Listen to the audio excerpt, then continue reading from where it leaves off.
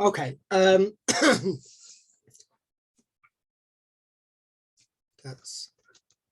not the right one. There. Yeah. Does it say decoction in big letters on the? It does. Okay. Cool. So yeah. Copy the learning outcome into your books and underline the title and date. Yeah, I'm going to talk a little bit about decoction and how I'm pitching this. I hope that's okay. It's basically going to be a sort of low-level overview of how I do it and how it's possible to do at home. I'm not going to go into a huge amount of depth on the technical side of it, mostly because I don't know. I'm not sure how many people do really know, but hopefully we can show, we can ask some basic questions like, do we need to do a decoction mash? How much difference does a decoction mash make? And how do you do it if you want to? So this is just going to be a personal account really, and my thinking behind it is that a lot of people who might want to give it a go might not know where to start and how to actually get into it. So I'm going to cover that and hopefully leave plenty of time for questions at the end. So the major question we need to ask is, do you need to do a decoction mash? And that's quite a simple question. Like, no, you absolutely don't need to do a decoction mash. Cool, that was quicker than I thought. Basically, you don't need to do it. If you look up, especially old online discussions about decoction, most people say that it is originally for under-modified malt, like breaking down malt that has been made and not converted as well as it is in modern times. And now basically all malt is perfectly well modified. There's absolutely no need to do a decoction mash to get the proper extraction from your malt. But do we really want to pull on that thread as home brewers? We don't need to brew beer at all. You can walk down to the shop and buy as much perfectly decent beer as you need to. So basically what we're going to look at is do you need to, the same as is there any point to? So the second question we'll hopefully have a look at, does decoction make a difference? And luckily for us, I think that question is as easy as the first one. Yes, absolutely, decoction mash makes a difference. I think there was a time where that was a debatable question, but thankfully I think that's largely past us. I think Rich Conroy was one of the first to point out that you can see that it makes a difference by the color change. That's as good a sign of the difference of things that happen in the mash as anything else. So in this image here, hopefully everyone can see, this is the result of a triple decoction mash. There was, I think this is an amber lager I was making. The raw wort, as it were, is the first one. And after triple decoction, it became like the third one. The last one is with some sugar additions that darkened it up quite a lot more. So I think if you were planning a recipe and you put in some specialty malt or adjuncts that caused that color difference, I don't think anyone would question that it made a difference in the outcome of the beer. Hopefully not going too far out on a limb to say that it's almost axiomatic that anything changes the color that much is a significant change to the final beer. But also after quite a long decoction, you can also see and definitely smell the difference in the malt that has had a long decoction. If you compare that to how a normal mash would look, it's broken down a lot more. I can't say for sure, but you can imagine that breaking down important molecules and the structure of the grain. And I don't think it's unreasonable to assume that that sort of, even that mechanical action, even if there's no chemical action, is going to make a fairly significant impact on the beer. So the first two questions are easy, but maybe not as helpful as perhaps they can. The opposite question, I think we might say, is, does decoction make a difference that you can't possibly get any other way? And that, I think, is the open question about decoction. I think before a lot of people came on, Tim was raising the very obvious counter to all of this, melanoidin malt. The whole point of melanoidin malt is to give you the character in the beer that decoction is supposed to give you. That, I think, is still an open question. I'm pretty confident about decoction, but there's a lot of my own personal biases and history and the way I approach brewing that influences me a lot there. I can't absolutely confidently say I can't confidently say you'll get a better beer with a decoction than you will with adding an appropriate amount of melanoidin malt. I think that's true, but I can't sit here and say absolutely. Well, you should just put some melanoidin and then decoct it, and then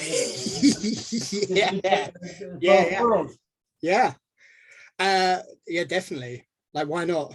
Just overdose on melanoidin. Russell actually did that, didn't he? We had a beer last year, I think, from Russell, and he actually had decocted it and had melanoidin malt in it, and it was very malty. Really? He meddled with that one. That it was a doppelbock. He meddled with that in 11 plus. That's right. Yeah. And I've used melanoidin and decocted, and it is extremely malty, but damn, it's good. Yeah. Unctuous, I imagine. Yeah. So it would be interesting to do like a side by side comparison of decoction and melanoidin, and then maybe neither. But that's, I don't know, that's like the hardest side by side that you can do. Like, if you want to do a side by side of dry hopping, that's nice and easy. But if you're looking at variables in the mash, you need two entirely different brews. And yeah, I tried it once. And I got an infection in one of the brews, and the whole thing fell apart, and that rather knocked my enthusiasm for the scientific method when it came to this. So there is a bit of caveat emptor in what I'm saying here. A lot of it, once you get past those two easy questions at the beginning, a lot of this is my bias and prejudices. But hopefully I can show how it works, and everyone can try it, and we'll find out for sure. So the process, I was saying at the beginning, I think the process is both harder and easier than people would assume.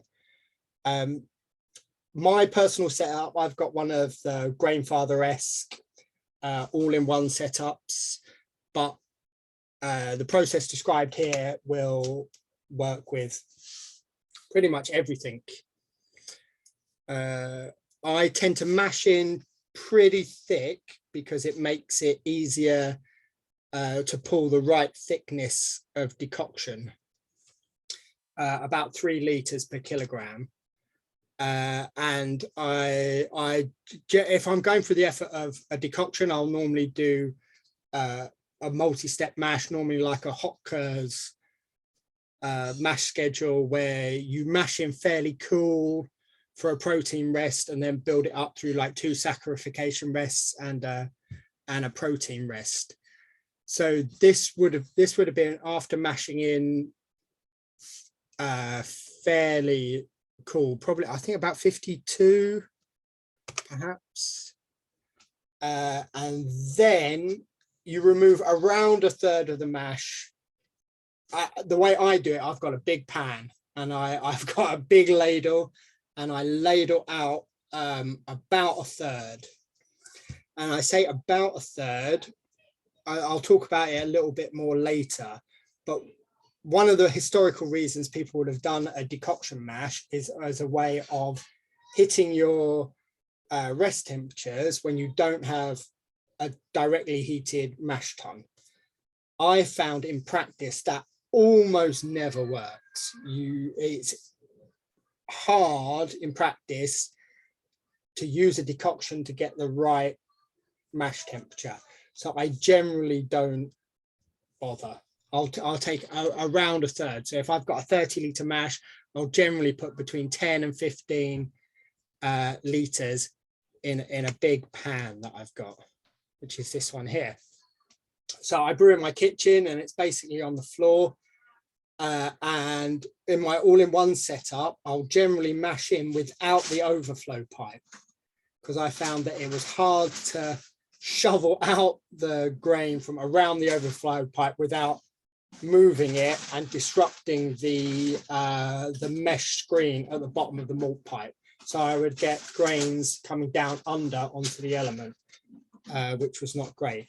So I tended to just cover that up and not really circulate as much as I normally would when I'm doing a decoction. I also use like a lot of rice hulls to try and make what recirculation I do a little bit easier. And this is it. And then I will generally hoik the whole thing up and put it on my stovetop. What's up? Daddy, Yeah, go. Okay. Cool. Okay, good. That's why I'm scared. Okay, good. It's fine. Don't worry. It'll get better. Sorry. Yeah, so it's in a, this was the cheapest, largest aluminium pan I could find in the local market. You put it in there, and I tend to heat it quite slowly at first. And then once it's quite warm, you can actually blast it with all the power of this electric element. There is a risk of scorching, but if you heat it quite slowly and then ramp it up, once the malt is hot, there's actually very little risk of scorching. Yeah, there's this idea that you have to constantly stir in order to avoid anything catching, but What's that? generally it's fine. What's that? You know what that is. Go to bed. Looks brown. Shh, go to bed. Sorry. Yeah, so this is once you've heated it up, you want a fairly vigorous boil, and this is something that I was a bit too timid with at first, because of this idea that you'll scorch it if you put too much thermal load in it, if you heat it too strongly and for too long. But once it's got to this stage, it's actually fine. So this is it boiling away. And at this stage, you don't really need to stir it very much at all. One of the reasons that you will need to stir it a bit is malt is a really good insulator. So in that middle point there, it could be like 110 degrees, but towards the outside, it could be as low as 70. So when you're trying to measure to see how hot it's getting, it's important to keep it all really mixed up. Rob, if I might add just two things. Mm-hmm. Please do. We had a discussion, I think it was with Jacques and James some time ago, and basically we collectively found that the melanoidin formation doesn't happen until about 125, 127 C. Mm-hmm. So that's kind of why boil is really important. Otherwise, you're simply caramelizing your wort and not actually getting the melanoidins going.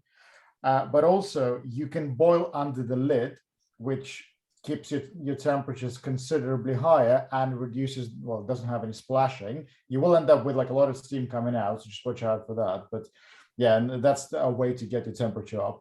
Just cover it. Yeah, that I think that's a really good point. Yeah, it's I've only I started using a lid at first just to make my volumes more manageable, because it was tough to estimate how much just water would have evaporated during the decoction, and then how much you would need to top up at the end.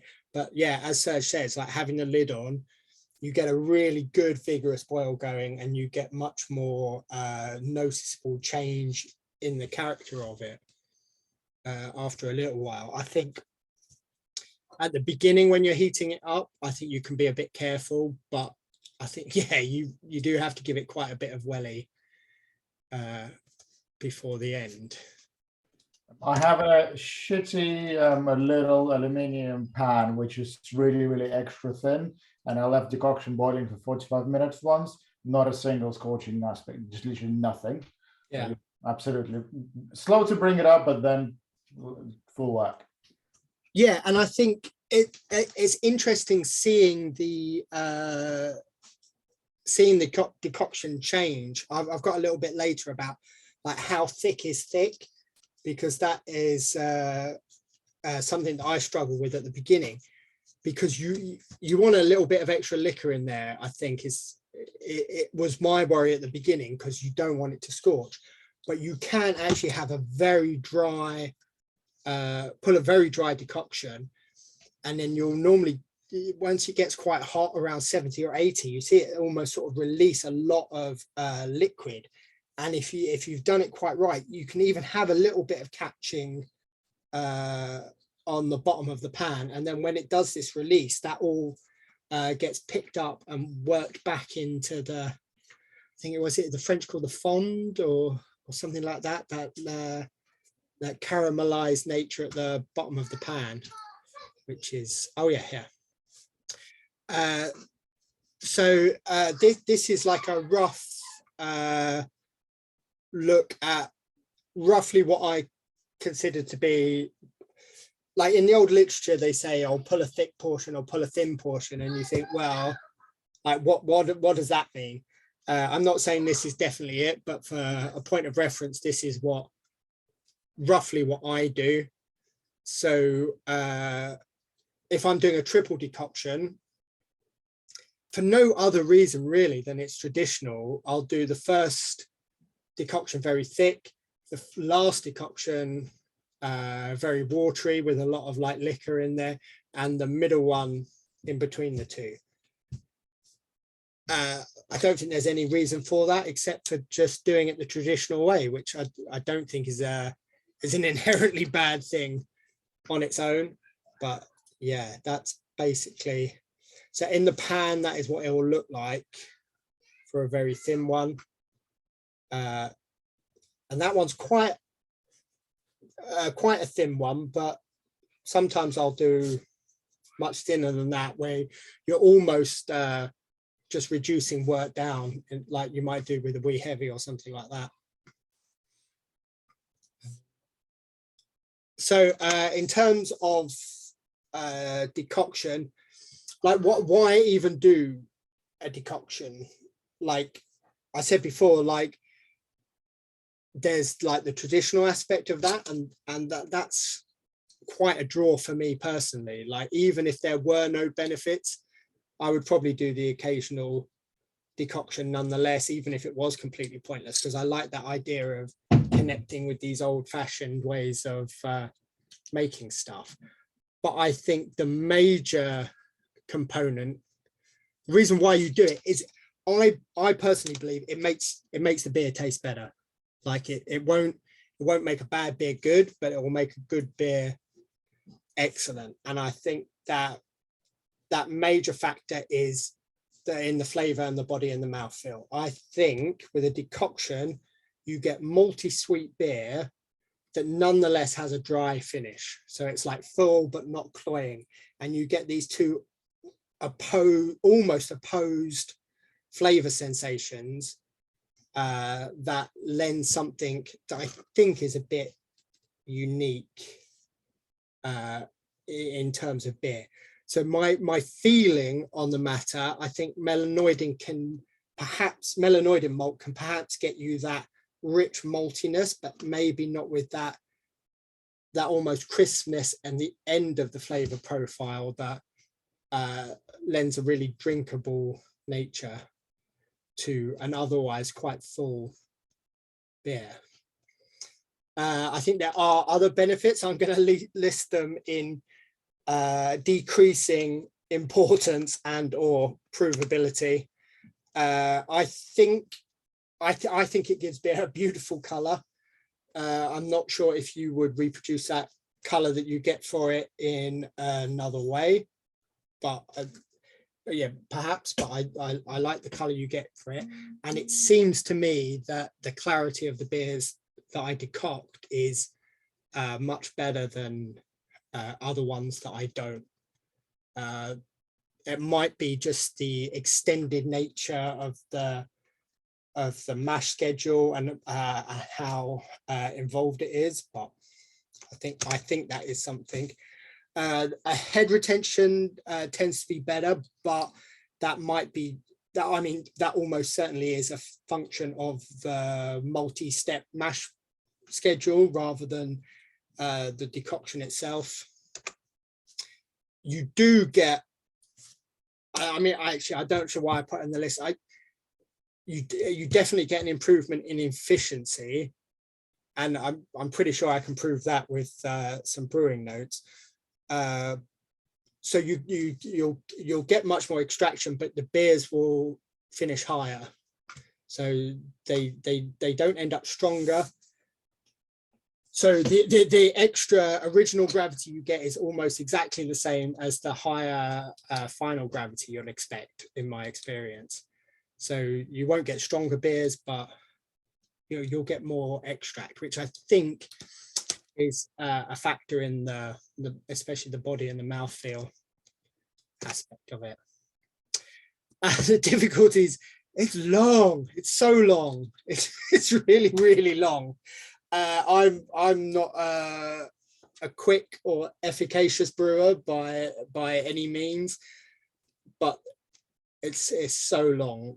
I am not unfamiliar with 14-hour brew days, doing this sort of thing with with like 3 decoctions and all that sort of thing. So yeah, this is not your smash it and done sort of thing like that. It does make more mess, especially compared to like a single infusion, one vessel, heat up your mash water, put your grain in, sparge it done kind of thing. You're talking a lot of extra vessels. I mentioned before the difficulties of hitting specific rest temperatures. Like thinking about it more carefully, I think the way to do it would be just to trust the process, because I've got in my all-in-one system, the temperature sensor is right at the bottom, and I mentioned before that grain is quite a good insulator. So you're putting this hot decocted, like boiling grain, back into the main mash to raise it to a certain temperature, but that temperature doesn't diffuse to the thermometer in the bottom of the mash tun quickly enough for it to be of any use whatsoever. So say you're going from like a 62-degree rest and you put the decoction in to get it up to 70, it will register 63 for about 45 minutes, even with stirring and all sorts and recirculating.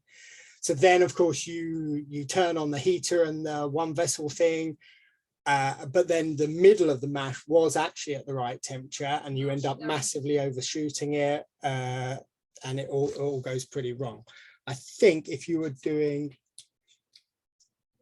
like a traditional 3-vessel one, I think you could just trust it. that it would, even if you can't measure it at the right rest temperature, like, trust it's in the right place, and hopefully it'll be all right. There is a bit of an issue with scorching, like especially when you're first starting it. Serge was saying, and it's true of my experience as well, that Daddy, no, okay, go to bed. Go to bed. Go to bed. Sorry. The worries about scorching aren't as difficult as a lot of the discussion about it seems, in my experience. If you're reasonably careful, it shouldn't be too much of an issue. And you'll probably need extra equipment for it, at least another pan in which to boil the decoction, possibly somewhere to heat it up. And a lot of the equipment that is sold to home brewers isn't adapted to do this sort of thing well. So I've taken out the overflow pipe from the middle of mine in order to aid getting it out, getting the grain out. But there are other problems like that. They're not impossible to work around, but it is a bit of a difficulty. Some things I've worked out over quite a few times with doing this. I mentioned before, when you put the first decoction on, I think on my cooker the hob goes up to about 12, and I'll put it on like 6 for a little bit, and then gradually turn it up until it gets to about 80-85 degrees, and then you need quite a lot of heat to bump it up into that vigorous boil phase. So I think you will need to use the maximum capacity of whatever it is you're using to heat, unless it's ferocious output.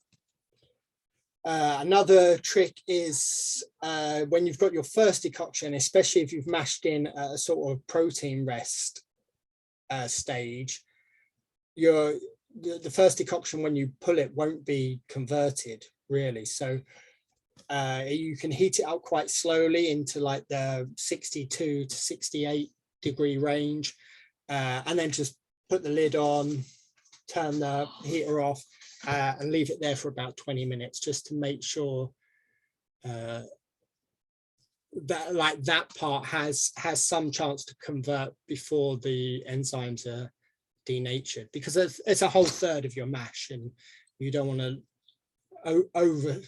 I mean, it'll probably be fine, but why not give it a go?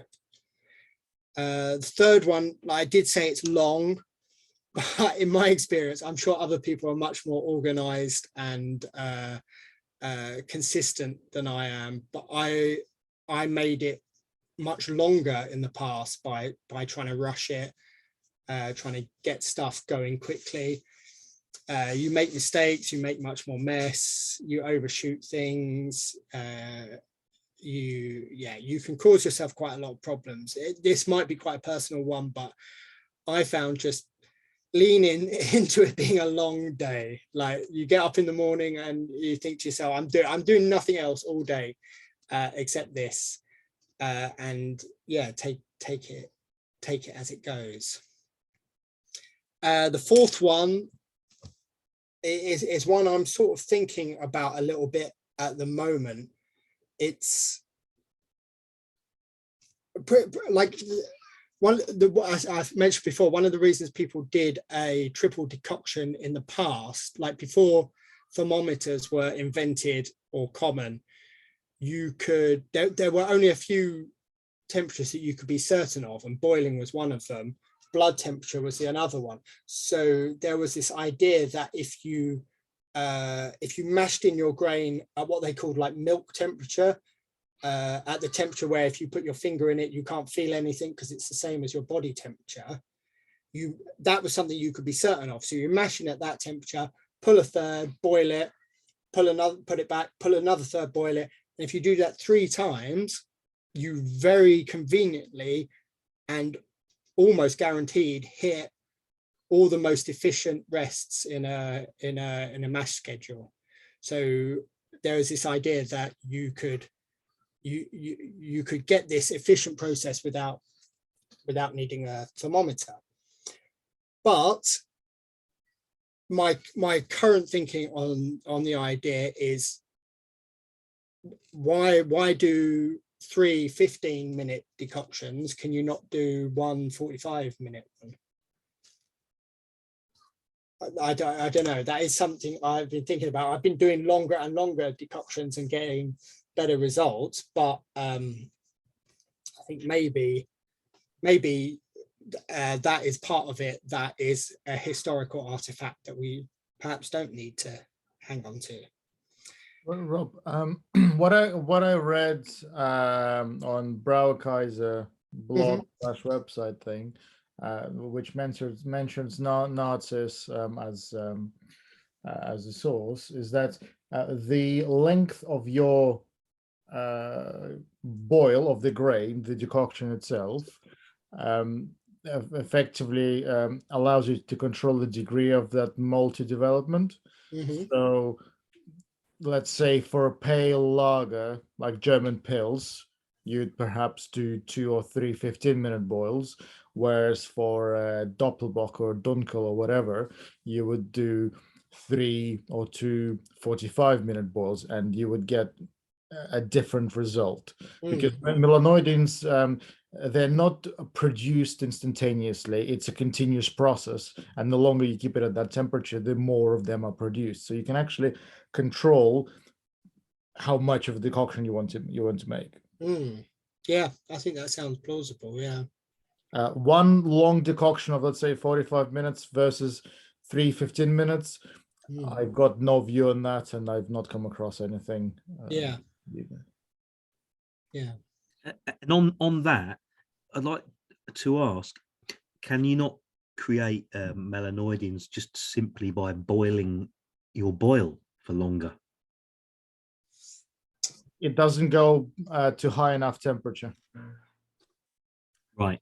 The grain itself allows you to get it to a much higher temperature, whereas your water just evaporates. Okay, interesting. Yeah, sounds about right.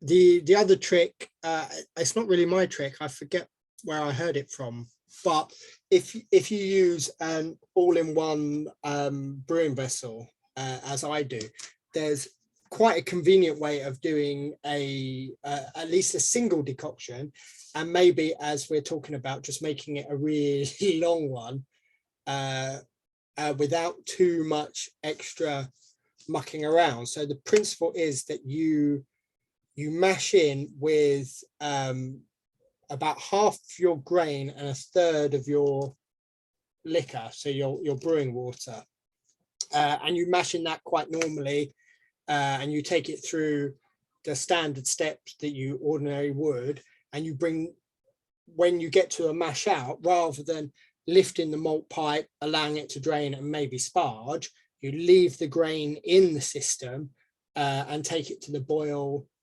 with the grain still inside it. You then boil that for however long you're going to, probably about 15 or 20 minutes, and then you bring it back down by putting the rest of the liquor and the rest of the grain in.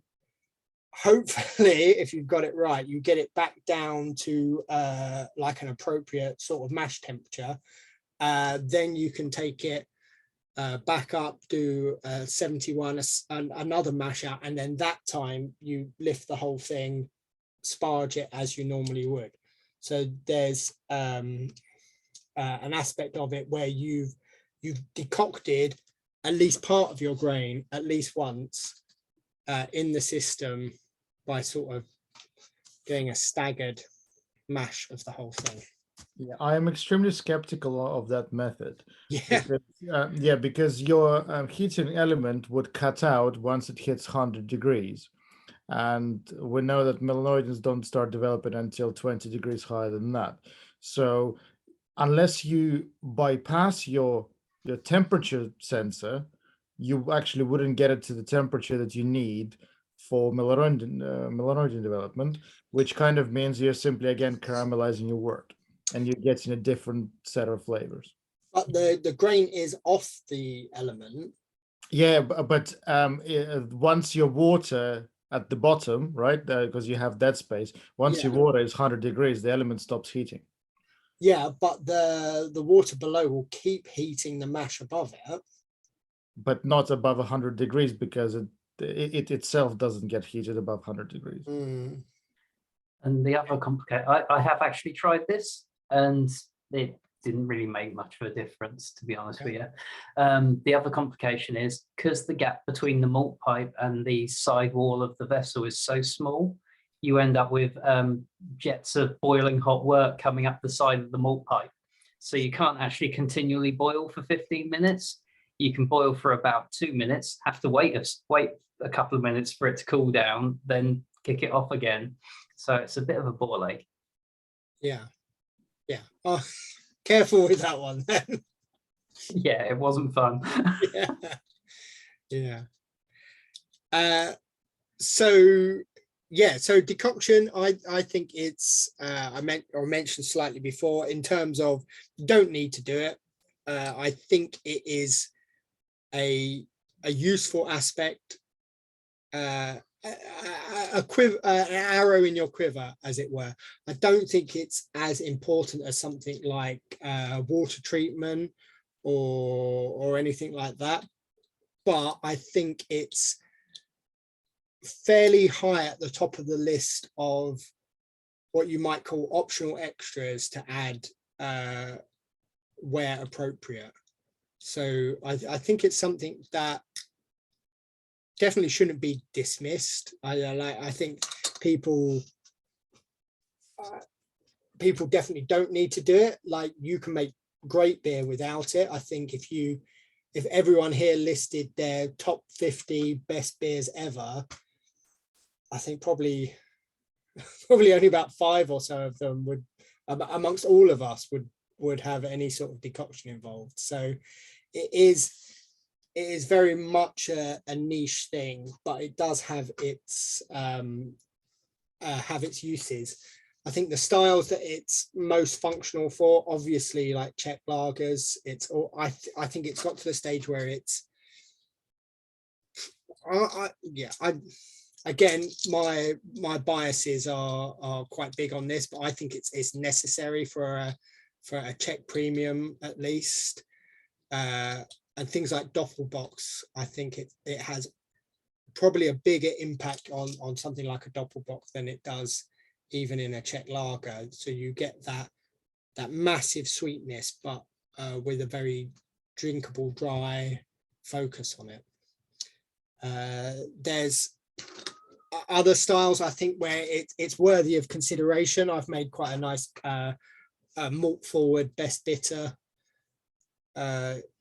using it, and things like wee heavies, Scottish styles. I think there's a lot of scope for that sort of thing, but obviously stuff like West Coast IPA, I think it might be detrimental rather than helpful. So yeah, I think it's something to apply as and when you think is appropriate. But yeah, that's all I've got, I'm afraid.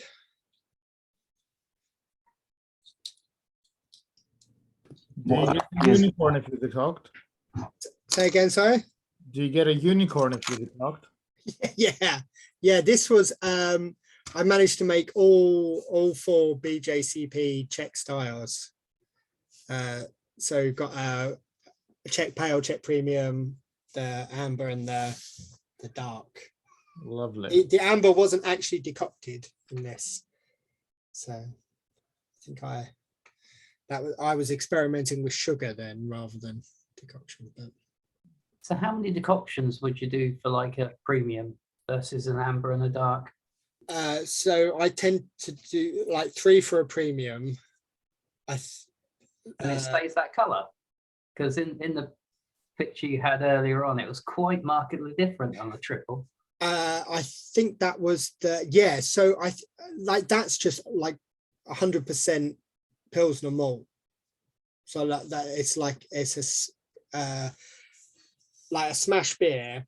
Maybe the color of it isn't coming through hugely well there, but it's noticeably darker than it would be otherwise. Okay. That is my experience as well. The decocted beer is considerably darker, and I would even say that the color itself is more intense, not just dark.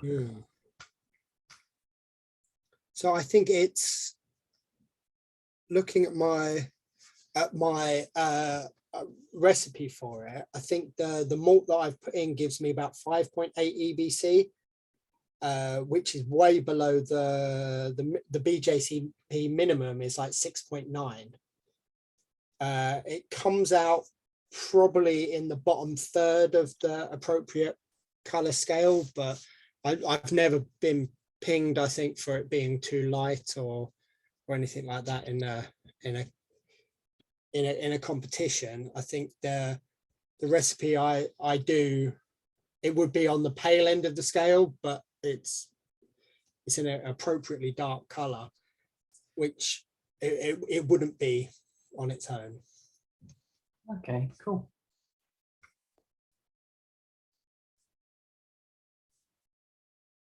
Hi Rob, I wasn't sure quite where you started your decoction. You mentioned body temperature, and I think that was in relation to the kind of historical context where people were unsure of temperature control or temperature, and so use that as their starting point. Is that where you start, or do you start somewhere else? No, so my I do a slightly modified hot curves. So I mash in at 50 and then 62, 70, 78. And then you do the decoction at that point? So no, each increase is, it should be caused by a decoction. So I mash in at 50. Right, that's your starting point. Yeah. So, and then pull a third from that, boil it, put it back. Technically, that should be enough to bring it up to 62. Right, okay. In practice, it's a lot more variable than that. So then you rest at 62 for a little bit, then pull another third, boil that. That's hot enough then when you put it back to bring it up to 70. And then one more go, and that will bring you up to. And is your starting temperature the same for all the beers, or is the starting temperature different for different styles? I think it probably should be. I think I tend to stick with one that works for me. But yeah, I think if I was being a bit more thorough, I would maybe take out a protein rest or reduce it, or I think there's definitely scope for being a bit more careful on that front. But right, I don't know much about it. I'm learning from you tonight. But I think that one of the things you said about the conversion of your first decoction, kind of resting at 62 thereabouts. Yeah, that in theory, I think, shouldn't be necessary, because once you put it back in with the main mash, the enzymes that are in the main mash will work on the starches in that decocted mash, I think. Yeah, absolutely. Yeah, I think you're pretty much right. There's an is it a Colback index? Oh no, that's for modification. Yeah, there is a, I mean, we should be able to work it out really. There is a measurement for the amount of it's the diastatic power of your malt. Yeah, diastatic, that's the one. And there should be more than enough. Even if you set fire to a third of the mash, there should still be plenty to do it. I think it's however, that's if you're using mostly pale malts. Darker malts have very little, if any, diastatic power, so they can't self-convert. And what you're doing by taking out the grain, yes, you are leaving most of the enzymes in your main, thin mash, but you're taking some enzymes out. So if, let's say, if you're making a beer with old Munich malt and then higher grains, you might end up not being able to convert your mash fully if you don't let it rest. At a saccharification. Yeah, that makes sense. Amber malt, perhaps not so much then. Yeah, I think to a degree it's a bit, when I do it, there is an idea it's a bit belt and braces, just to make sure. But also in the back of my mind, and I've got no evidence for this, I'm kind of thinking by converting some of the starches to sugar, there's at least sugars there that maybe the excess temperature can do something with. I'm not sure if that's a factor at all, or if it will impact anything, but I think there's always going to be starches there that the decoction will do something with, but maybe extra sugar can't hurt.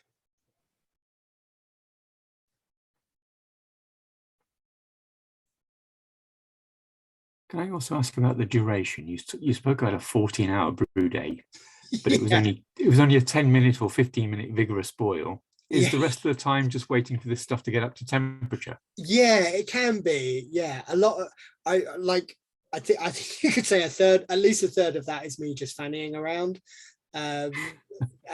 forgetting what I'm meant to be doing, cooking dinner instead, or stuff like that. But yeah, there is a bit. I tend to think heat it. If I heat it slower, I'm not risking anything except my time, kind of thing. Like I could probably heat the decoction to boiling temperature in half an hour, but if I take an hour to do it, it's a little bit safer. But so yeah, there's probably a degree of timidity involved there. And when I put it back, mixing it, letting it settle, letting it recirculate for a little bit, stuff like that. But yeah, I think a well-organized mind could halve that, I imagine. When you're heating up your decoction, either to the saccharification temperature or to the boil, if you literally stand there and stir continuously, you can do it on full whack. Oh yeah, that's true. Yep. But depending on the amount of grain, you might be working up some muscle. Yeah, it's surprisingly thick and heavy. It's tough on the old forearms to actually keep it moving like that. It's no easy thing. But so yeah, I think it depends what your priorities are. You can definitely do it quicker with a lot more alacrity, but I don't know. Basically, you should do it and find out for yourself and tell us how it went. Yeah, more data points is what we need. Yep. It does seem that there's kind of two things going on with decoction. One is the development of melanoidins, in which case you want probably very little water, really. And the other is this kind of more contextual historical thing about getting the mash to the right temperature, which maybe actually wants a much higher volume of water. So I'm not quite clear on what the decoction is what your incentive is for doing the decoction, because I'm assuming it's not about the temperature, because when we've got thermometers now, we can do that quite easily. So it's about the melanoidins, is it the malt? Yes, yeah, definitely. I would advise against trying to use a decoction for hitting your temperatures. There are infinitely, even if you don't have a cooker, there are infinitely better ways to go about it than that. But yeah, I think it's about the final outcome in the beer, I think. Yeah, it does kind of change the story about decoction, though, because if decoction's purpose in the first place was about getting to the right mash temperatures without any kind of thermometers, we've changed the story a little, haven't we, by talking about development of melanoidins. So it's not so much the historical purpose of decoction that we're now aiming for. Well, perhaps wasn't the original purpose, but it was the outcome of what they were doing, perhaps unknowingly so. Mm. So how would you describe the difference of a decoction flavor? Is it like just a straight deeper malt flavor, or is it like a layered? So can you like a little tiny going over a speed bump? Do you kind of like almost fills your mouth a bit and then it kind of goes away to something else? Or so I remember talking to my brother-in-law. My partner's Czech, and he came over to London, and we were trying a lot of beers, and we were trying to talk about, in my terrible Czech, about like the differences. About, he was trying the beers and saying yeah it's fine, like what's the difference with it between Czech beers, and he kept saying that it's got no body. Like this beer's, we were trying IPAs, and he's like, no, it's not got enough body. And then we were trying like Guinness and stouts and porters and stuff, and he's like, no, like it's not that. Like there's another sort of body about it. And I part of the problem with lagers in general is we don't seem to have enough words to describe these things properly. But I think there is a sort of full roundedness in the middle of the palate of it that it is the key thing there. And it's not just a rich maltiness, because you can get that quite easily. You can make something sweet and sugary, but you get that claggy, cloying sweetness that sort of builds up on the tongue. And in my experience with decocted beers, you don't get that bit of it. You get that that body of the beer without it being something that hangs around. Like you go, ooh, and then gone. Nothing at the end, except like the sort of lingering bitterness you get with like good best bitters that makes you want to drink it again. So it's a sweetness that is there and then goes, I think is the best way I can describe it. Because I think I've had a couple of yours, and I've never done a decoction, but I've used melanoidin like a sort of after a few times to try and get, you know, the shortcut kind of thing.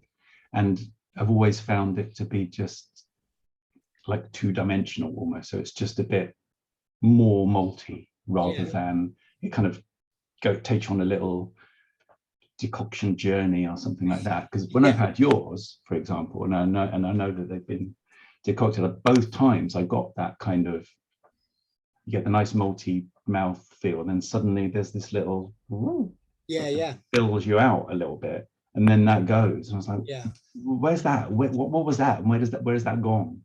And I was trying to work out if that is the fullness that then I think dry finish kind of thing. Like, and also on that, like my way of thinking about it is like, if you will, a tale of two toasters. Imagine you have a 10-pound toaster and a 100-pound toaster. So if you stick the same piece of bread into both, a 100-pound toaster will toast it absolutely evenly, right? You'll get exactly the same crust throughout. That's your normal beer, and you know, if you toast it for a little longer, that's your melanoidin malt. What you get with decoction is the shitty toaster for a tenner, which toasts this part of the bread a little more, this one perhaps a little charred, this one perhaps a bit under toasted, and you get that range as well as that perception of body. You effectively get more different flavors from the same thing. It's an excellent description, and I'm totally with that. That's really I really like that. I see shitty toaster is a good name for a beer as well. Shitty toaster is my new Czech pill. Right, so you get like the burnt bit and then the less cooked bit, and then it's the range. Like your mouth at different times. I've the very first pilsner I've made, I just made as is, and frankly I've never changed the recipe because it's just smash. You know, like what more can you put it if it's 100%, you know, pills, same malt. And decoction just gave it like such a range of like flavors that I was like, whoa. Because I've tried Cara Bohemian as well, which Wayman make, which is quite a lot darker than melanoidin, but they say they make for the same process. It's like 190 EBC or something. And you obviously use a bit less of it. But I've used it in the last few, and I was like, oh, it's just a little bit more malty, really. I'm not getting anything three-dimensional out of it, really. See what I mean? I'd say if you're on the fence, or if somebody else goes on the fence, like give it a go. It's fun, Yeah, right? And do just one decoction and boil the hell out of it for like 45 minutes. You will see and taste the results, and then you can decide for yourself whether the process is worth it. I mean, I definitely made enough Czech pills by now to know the difference in the same recipe. If I do a decoction, I'll definitely be able to tell if it's a real thing. Yeah, yeah. On the point of giving it a try, giving one beer a try just to find out for yourself what it's like, which beer or style would you kind of recommend would be a really good one to really showcase, I suppose, the decoction difference? Czech pills? Yeah, the Svetný Ležák, the Czech premium. Yeah. Right. That's the classic one. And I think if you're familiar with like the malt profile of just like 100% base malt, like that sort of flavor, if you've had some beers that are just that unmodified, unaugmented Pilsner base malt, I would be fairly confident that you'd notice a difference with the decocted version. I think the beer that it works best from, I think, is a Doppelbock. I think it gives something really beautiful to a nice Doppelbock. But I think that's just a personal thing. I think, yeah, if you had to do a first one, yeah, good 100% Pilsner malt, 100% SARS, as God intended. Yeah, that's fine. That's my standard Czech pills recipe. yeah. I think it's everybody's standard Czech pills recipe, isn't it? Yeah, I mean, the Czech Republic have been working on this for about 600 years. They should know.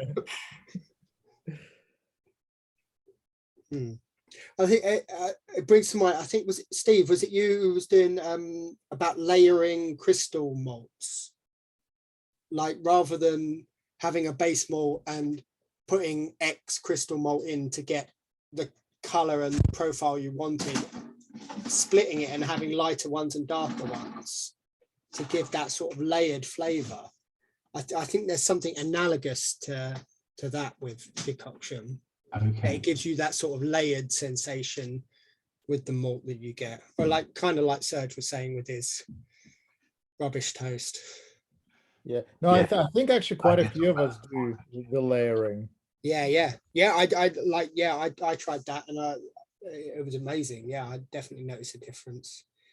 With what, Serge? Sorry, I spoke with like layered malts, layered crystal malts. So rather than doing one dark, like rather than doing one medium, split it and do some dark, some light.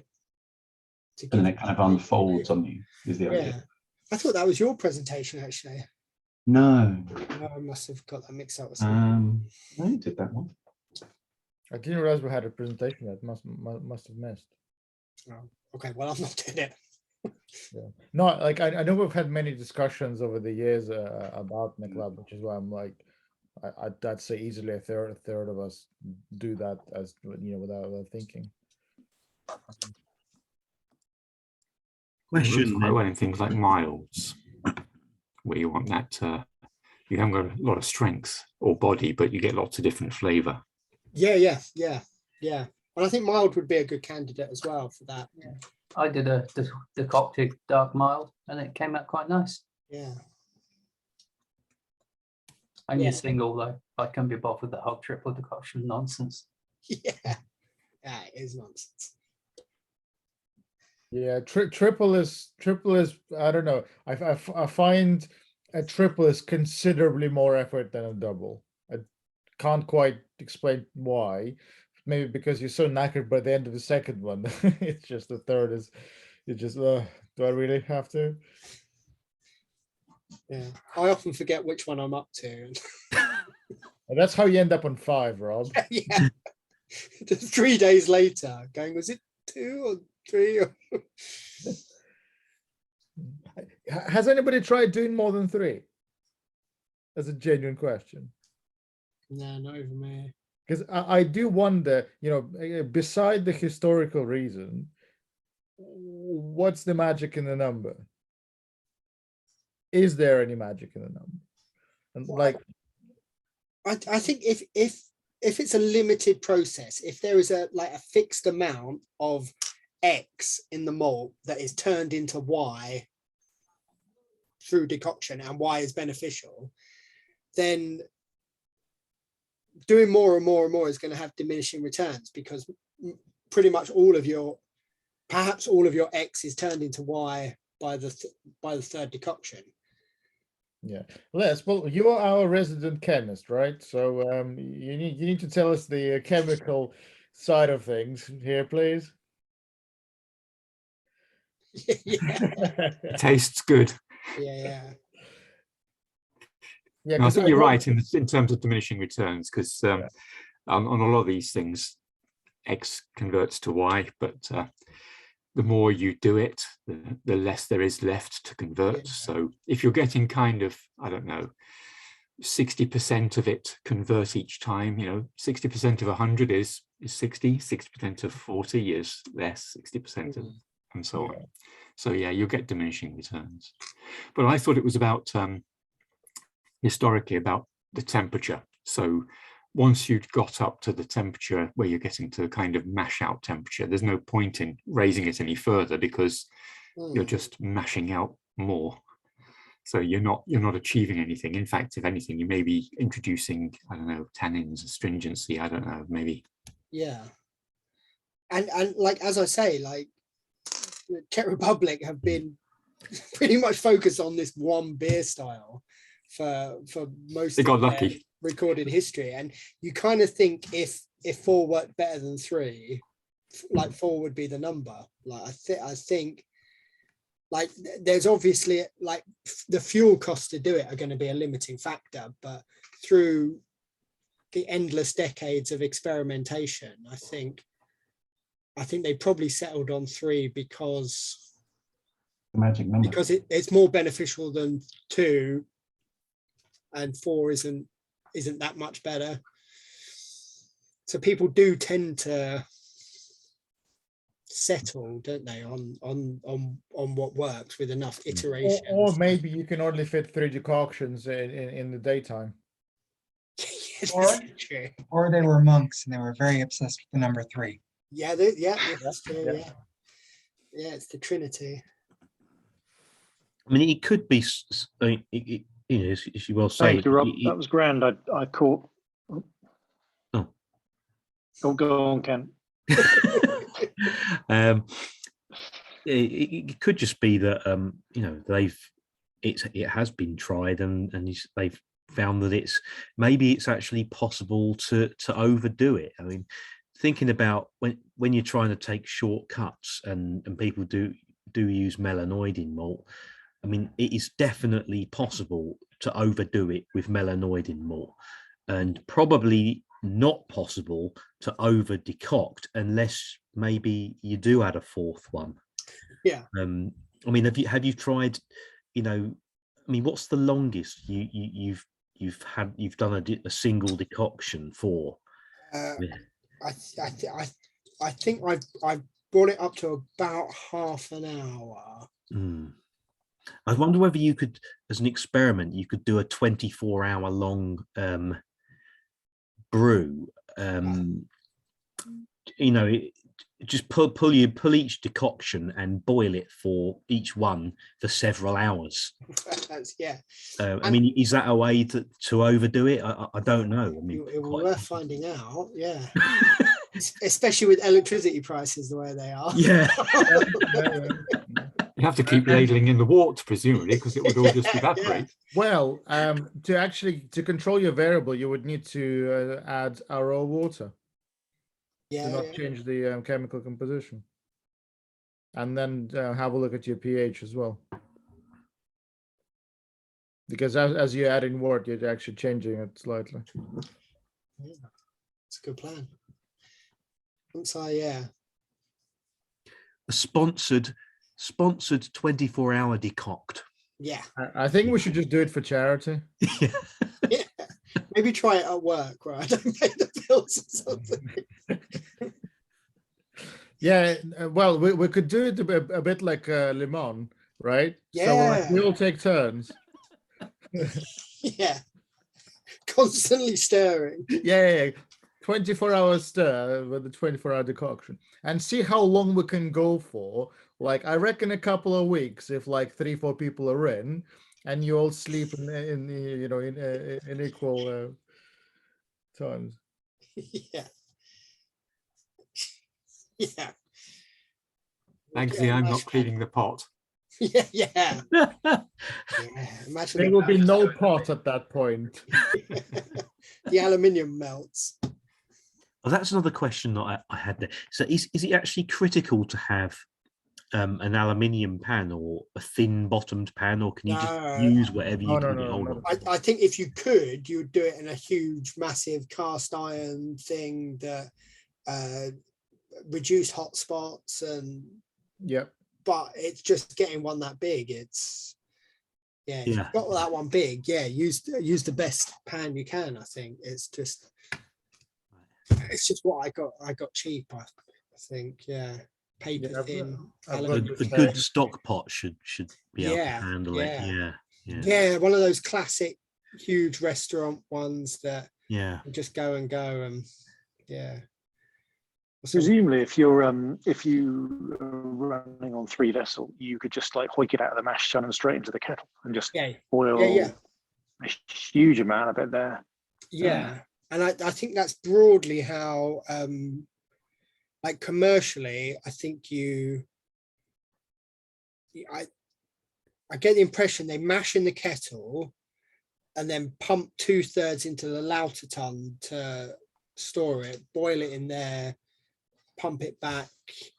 Kind of, there's different ways to do it. I know Bohem have got 2 almost identical direct fire mash tuns that they can. So they pump 2/3 to one, boil it in there, pump it back, stuff like that. But you do need the good pumps for pumping grain, which are not. Yeah, that when we went for that demonstration there, it was really impressive. Just your grain and wort all being just pumped through the pump. And like and the mash tun was just constantly agitated. It was like spun and spun and spun to keep it like perfectly homogenized. So when they pumped from one to the other, they were getting a consistent thickness. There was no like settling at any point in it. So like in that respect, I think homebrewers are in a better position than all but the biggest and richest commercial breweries, because once you get above basically our scale, I think like even people like Mick who are doing big brew lengths, like you just spend all day shoveling malt from one thing to another. It'd be a nightmare. But and until you get up to the people who are doing hundreds of liters, a couple of hectoliters, and then you get the proper pumps that can do it. So there is a sweet spot for us, as it were, where it's feasible to do it with basically just a big spoon. Yeah, you just get a couple of buckets even. I mean, thinking of with my mash tuns, one of those 80-liter thermos things, I could literally just dip a huge bucket in, dump it in the kettle, and it's done. Although obviously with bare elements, then you really have got to watch the scorching. Especially the flat ones. But I've seen some like old engravings of it, and I think it was like loads of guys with a bucket and a spade like getting in the mash tun, digging out buckets, carrying it, putting it in the next one, coming back and just ferrying it backwards and forwards like that, which is all right when it's like 50 degrees, but when you're having to get in and shovel bucket loads of boiling malt back again, that's asking for 2nd-degree burns. Well, human life wasn't that expensive back then, right? Yeah, this is true. Yeah, yeah. Brilliant. I must admit, I never wanted to be a convert at all, Rob. And until I tasted the German Pilsner that you brewed with James and completely sabotaged by triple decocting it. And it was, I didn't know what you'd done to it at that point until James explained it. Oh, absolute. You know, it's such a card trick, the way that sort of umami, it's so rich and then it just disappears, just out of nowhere. Amazing, absolutely amazing. I'm total convert. Yeah, yeah. I hopefully it is something that people try and see. It's a sort of suck it and see sort of deal. Do you have to adjust the amount of hops if you're going to decoct? If it's Yes, maltier, or that's an excellent make it point, more bitter? actually. Yeah. Yes. In fact, I think I wrote down how much, like, I've got a bit of a sweet tooth when it comes to beers. I like them on the malty end, which is probably why I got into it in the first place. So I think in like a 1.048 original gravity brew, I think I added maybe 5 to 10 IBUs more than I was planning. I think I was aiming fairly middle of the road, but it came out very malty. And I think to get middle of the road, I think I needed to add about 10 IBUs. I think I probably do aim at like 38 or something. Yeah. IBUs for a 1048. I'm finishing at like 1012. So yeah, so I put into the mid 40s in that, and it would probably come out maybe maltier, I think, in terms of the balance. I'd expect them that, yeah. So I think originally I was aiming about 35. Yeah. And in order to get something that I thought tasted like 35, I basically had to put in 40, maybe a bit more. And is that at the beginning of the boil? Yeah, yeah. Or more? I mean, there's not much. Do you put much in the flavour at the end? No, I do a 10-minute one. Yeah. But that's about it. And only a little one, really. I've got. This is weird. Why have I put Pilgrim in that one? I don't think this is my proper recipe. I think I just had some Pilgrim lying around. Yeah, so I normally do. I think I normally do a 90-minute boil for a premium, and I'll do a 90-minute, maybe a 30 and a 10. Just for like. Yeah, I think the Pilsner Urquell one is like 80, 25, 10 or something, isn't it? Boring. Yeah. Boringly, but I think it's 80, 25, 10. Yeah, okay. Yeah, I think the ratio I've got on this one is like 3:1:1. The ratio? Yeah, so like 3 at 90, 1 at 30, 1 at 10. And the extra IBUs going at the 90 minute. Yeah. Yeah. Okay, well, definitely I'm going to give it a go. Excited. So the next question I have then is, surely the next thing to do then is decoction mash hopping.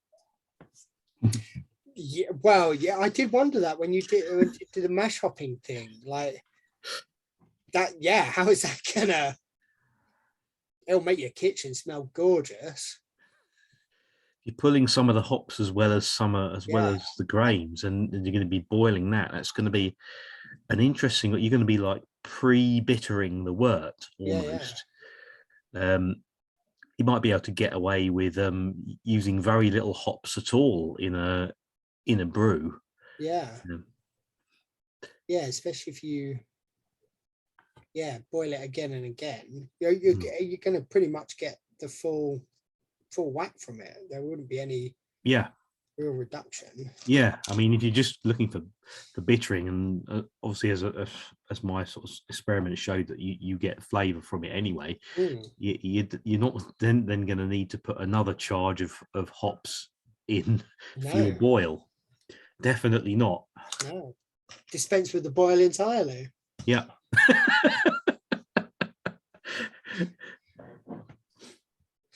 Yeah, yeah, save on electricity costs.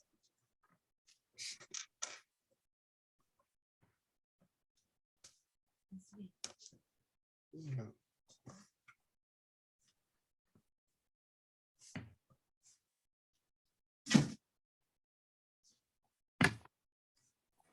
So with your dark lager, Rob, what so are you using specialty malts in there, and are you putting that in at the start? Is there any problem with astringency or something like that?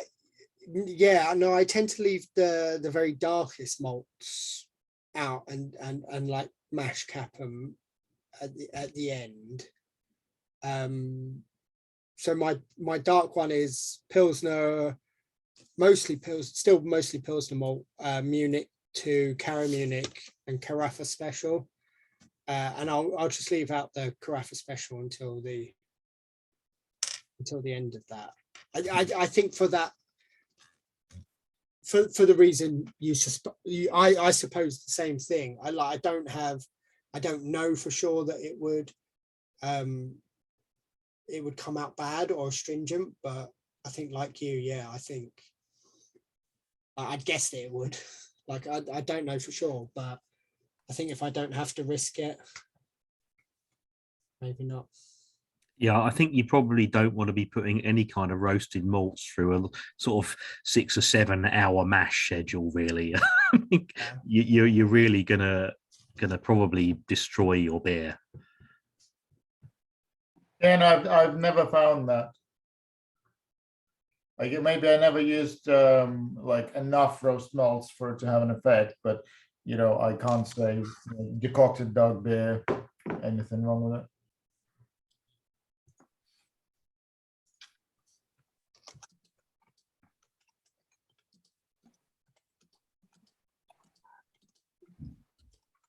But I do have to say I didn't decoct a stout or something like that.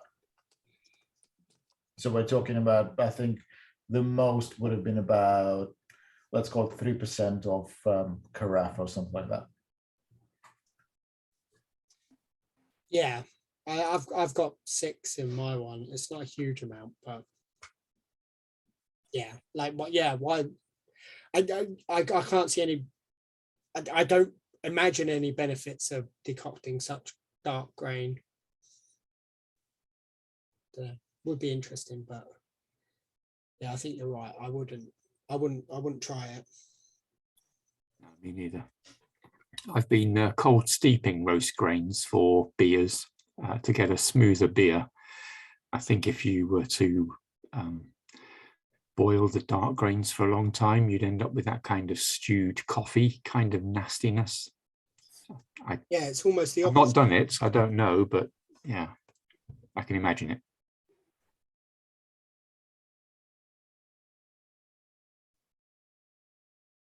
I think it's an interesting question. It depends on the beer you're trying to make, really, doesn't it? I think.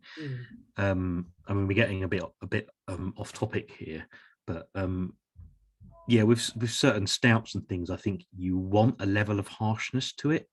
You want some bite coming from that roast grain, but you don't want to like overdo it. But obviously, making something like a dark lager, you don't want the roast to really be there at all. You want it really in as a background note at all. And I would have thought that yeah, mashing it for a very long time is taking a bit of a risk. But yeah, I haven't done it, so, and I won't. Rob, apart from your bad self, who would you recommend picking up some definitely decocted Czech lagers from? Oh, like Bohem, really good. in Tottenham.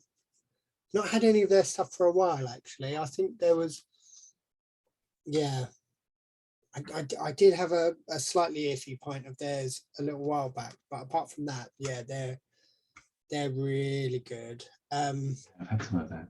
Really nice. It's not common. Did someone say Utopian decoction? There are more. Yeah. Oh, yeah. Oh, that's a nice one. Oh, what's that? Yeah, so double decocted dark lager. Oh, yeah. Yeah. Try that. Yeah, that was a very nice one. I thought that one was a bit more like a Dunkel than like a Czech lager, if I'm remembering that. Yeah, I think it is a Dunkel. Yeah. Which one's that? The dark lager, Dark Utopian. lager. Oh yeah, I've had that. Yeah, it's very good. Yeah, it's lovely. Yeah. Yeah, no other ones come to mind, but What were those guys that came over recently, last few months? I'll never be able to pronounce it, of course. They brought over an 11 and a 12 and the white and gold cans. The Czech guys. Yeah, the white and the gold can. The white can was the 11, the gold can was 12. They had a green can. Sound like a beer fan. Got a nice label, that one. We got the cans on that Czech night at Pivo. Yeah. I remember the name of one of their beers.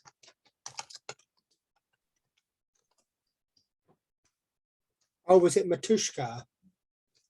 No, that doesn't look like it. Might have begun with S.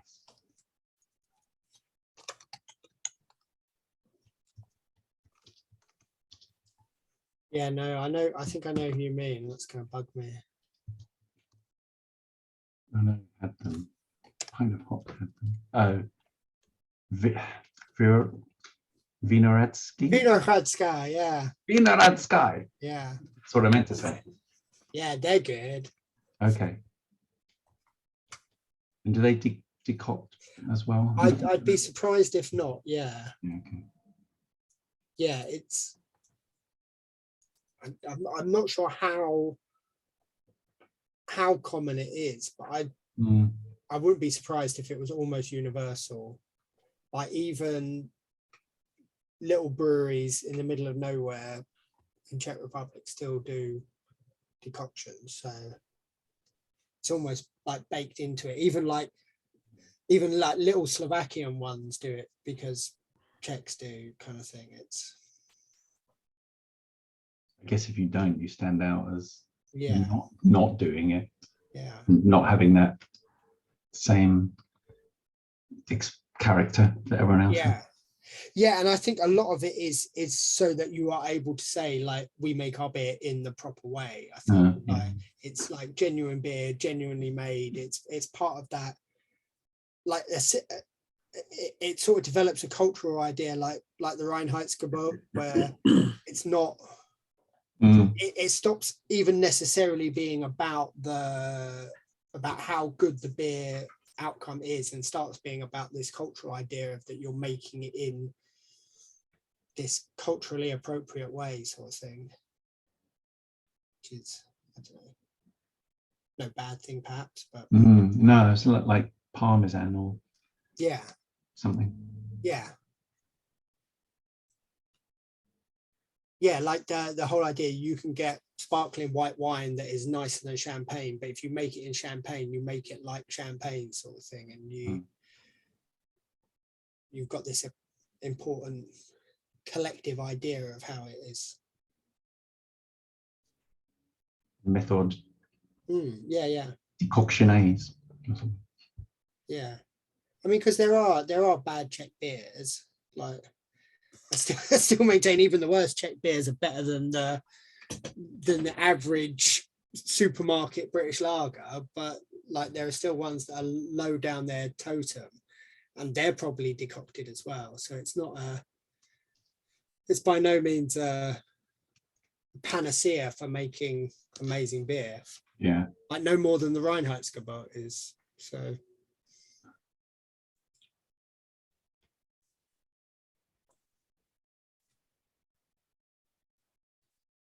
Cool. Any more questions? Yeah. Otherwise, I'm just going to witter increasingly more vaguely. No, thank you, Rob. That was brilliant. That's all right. I've learned stuff. Yeah, that was great. Always seems really scary. That's kind of what I thought. Like, it was a bit scary for me at the beginning as well. But after you've done a few, it's like, oh, okay. Yeah, it's still not easy, but it's it's not too bad, and it's worth a go, I think. Daunting though it undoubtedly is. So I've got like the all-in-one, the Braumeister. I'll do the ladling version, I think. So you just take all the top plates off. Yeah, I don't do it with the top plate, so you do have to be careful with how it recirculates. Like I try. The Braumeister recirculates upwards. Yeah. Rather than down. Yeah. So it's going to spray me in the face if I'm not careful. Yeah. Yeah, sometimes I do mine like without any recirculation at all and just use it basically as a big heated bucket.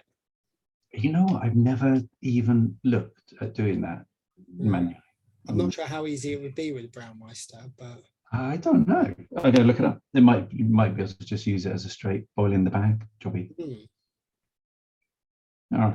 Yeah, and if you've got a bag, that might be a useful go on it. It will certainly help you getting like the thick portion of the mash out. You just hoik the bag out a bit, scoop from the accessible parts. Yeah. Ah, good point. I'll give it a go. We'll send pictures. Sorry, Rob, probably last question. Missed the early part. So are you trying to get pretty much the grain but no liquid? I think for the or is that first possible to do anyway? So my sort of rule of thumb, when I pull the first decoction, I basically strain the grain, and like load up the saucepan, and then put like a litre of wort just to cover the bottom a little bit.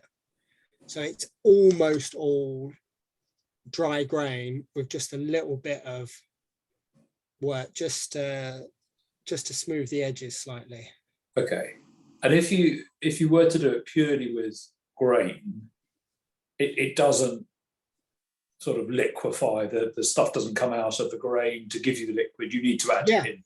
No, I think it does. I think if you scooped out the driest grain you could possibly get, and heated it slowly but building, like there is a point that you get in the process where it just sort of releases. I've seen a picture, but that's why I was sort of wondering whether you need the liquid, or is it because of speed actually? I think the more liquid you've got, the less careful you can be ramping up the heat, and the quicker your entire brew day will go. But I think with a bit of experience, you sort of know like the output of your cooker, the conductivity of your pan. So like now I know that I can whack it on 6. I think I put it on and it'll go quite nicely up to about 70. When it's about 70, I whack it up to 8. When it's about 85 degrees, I put it on full, and you don't really need to do much babysitting. I guess it's a bit like making a caramel, isn't it? So when you're making a caramel, you can just put sugar in a pan and you can make caramel. But most of us put a few spoons of water in just to help that initial process, so you don't kind of burn it from the off. And if you see a brilliant patisserie, they'll just do it at an amazingly high heat. They know exactly how to do it, and they've got the experience to know they'll make it super quick. And I think that's a good analogy for it. I was just going back to the earlier point you said about the all-in-one system. I have a Brewzilla all-in-one, and I know a lot of people take out the malt pipe and just use it as a brew in a bag thing. But my elements don't click off when you put it onto the boil; they just continually go. So I'm tempted just for fun, just see what happens if I can do the third mash and just boil it and see what happens. Yeah. Hoik up the bag and just I mean, I've got like the Burco sort of tea urn thing for like heating sparge water, and I got it originally as like a decoction vessel, and the idea I can just like load them all in, turn it on, and it will. Just never been brave enough to do it, really. Something about me thinks that's just gonna set on fire. 12 hours into your next brew day, you might think it might be worth it. Yeah. Yeah. If I preload enough, then yeah. Nothing bad happens on a brew day when you start drinking early.